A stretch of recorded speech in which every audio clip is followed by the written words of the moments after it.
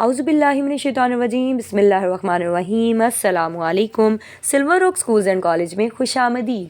آج کا میرا لیکچر جماعت ہفتم کے لیے ہے۔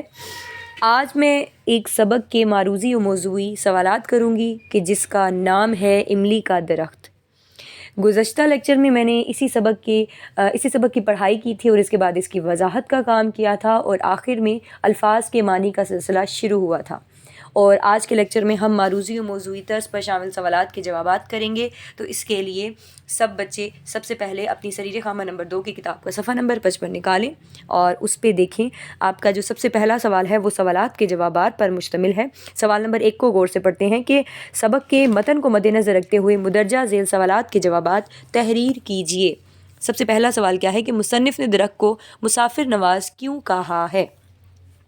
اس کا جواب یہ ہے کہ مصنف نے درخت کو مسافر نواز اس لیے کہا کیونکہ گاؤں سے گزرتے مسافر اس کے سائے میں بیٹھتے تھے۔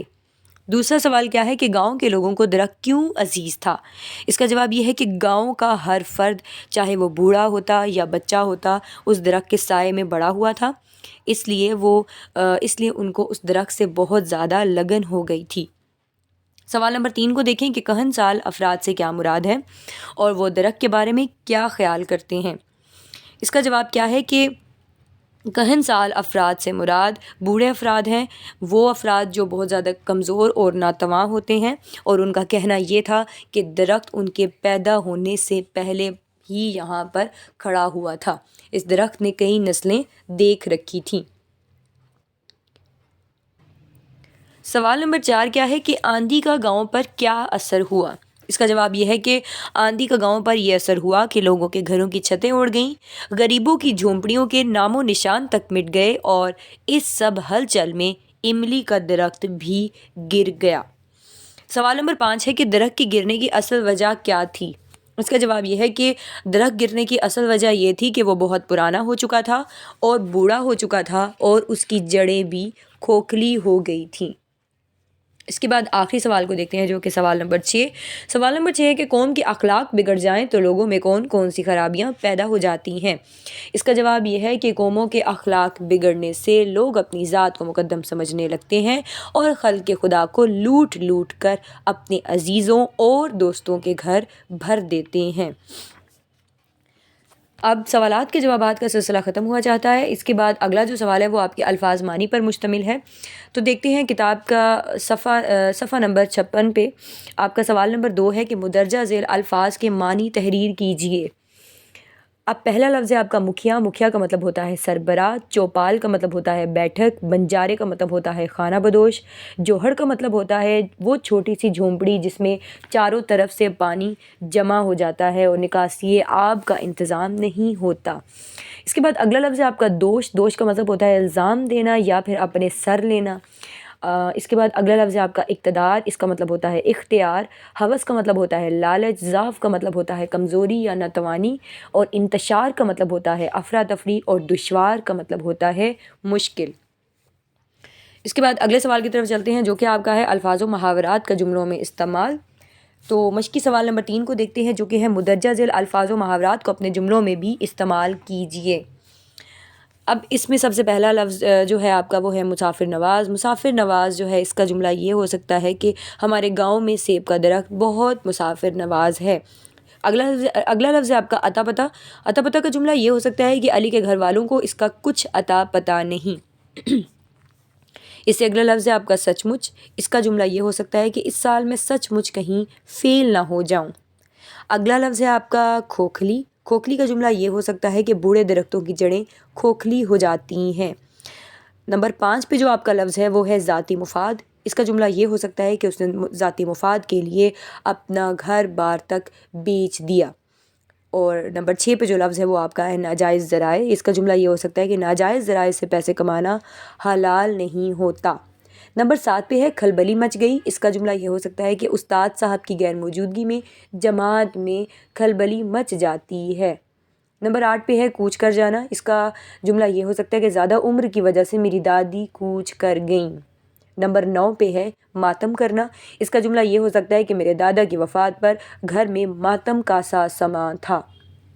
اور آخری لفظ نمبر 10 پہ جو آپ کا لفظ ہے وہ ہے دور دورہ ہونا۔ اس کا جملہ یہ ہو سکتا ہے کہ 21ویں صدی سائنسی ٹیکنالوجی کا دور دورہ ہے۔ اس کے بعد اگلے سوال کی طرف چلتے ہیں جو کہ آپ کا خالی جگہ پر کرنے پر مشتمل ہے۔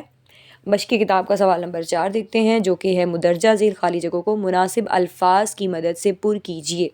نمبر 1 پہ ہے کہ وہ ڈیش کے موسم میں ہرا بھرا ہو جاتا، بہار کے موسم میں۔ نمبر 2 پہ ہے نہ جانے اس نے گاؤں کی کتنی نسلیں دیکھ رکھی تھیں۔ نمبر 3 پہ ہے غریبوں کے جھونپڑوں کے نام و نشان تک مٹ گئے۔ نمبر 4 پہ ہے جب کسی قوم کے اخلاق بگڑ جائیں تو لوگ اپنی ذات کو مقدم سمجھنے لگتے ہیں۔ اور آخری نمبر 5 پہ ہے خلق خدا کو لوٹ لوٹ کر اپنے عزیزوں اور دوستوں کے گھر بھرتے ہیں۔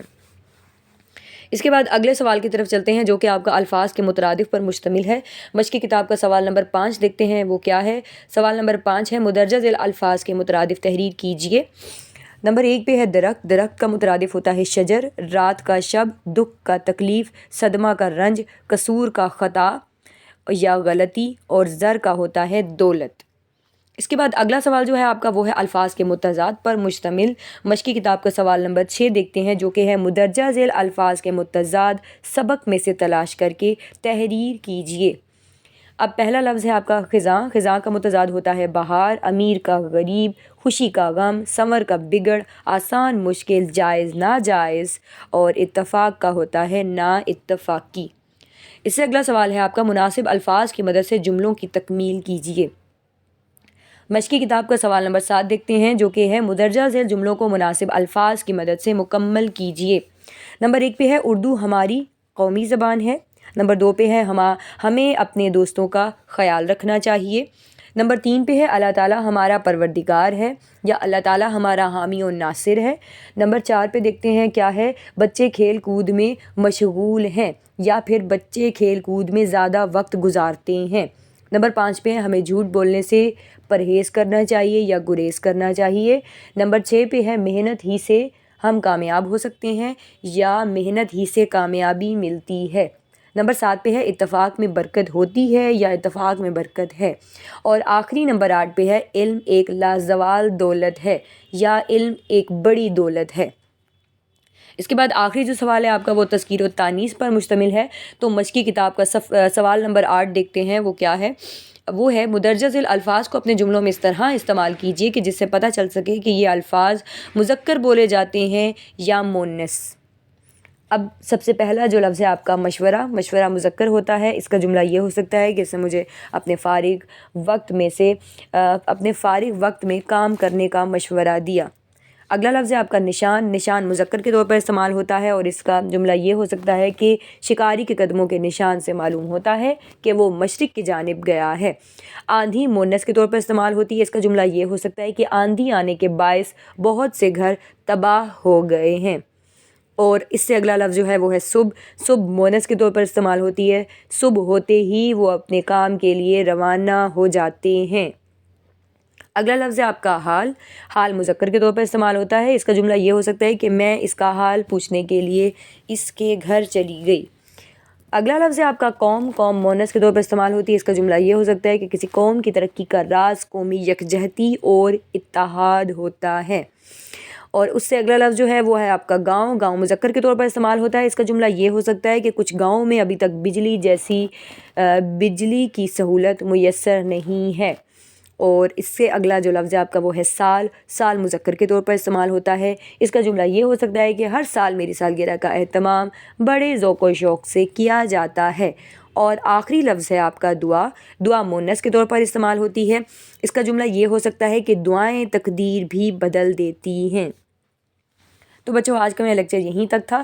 یہ سبق آپ کا مکمل ہو چکا ہے، املی کا درخت۔ آج کے لیکچر میں ہم نے سبق کے سوالات کے جوابات اور مشقی سوالات کیے، یعنی معروضی و موضوعی طرز پر شامل سوالات کے جوابات کا سلسلہ آج شروع ہوا تھا جو کہ ختم ہو چکا ہے۔ مجھے امید ہے میرے باقی تمام لیکچرز کی طرح آپ کو آج کا لیکچر بھی بہت اچھی طرح سمجھ آیا ہوگا۔ اگر کچھ آپ کو سمجھ میں نہیں آتا تو اس کے لیے ضروری ہے کہ آپ ویڈیو کو کم از کم 2 سے 3 بار ضرور دیکھیں۔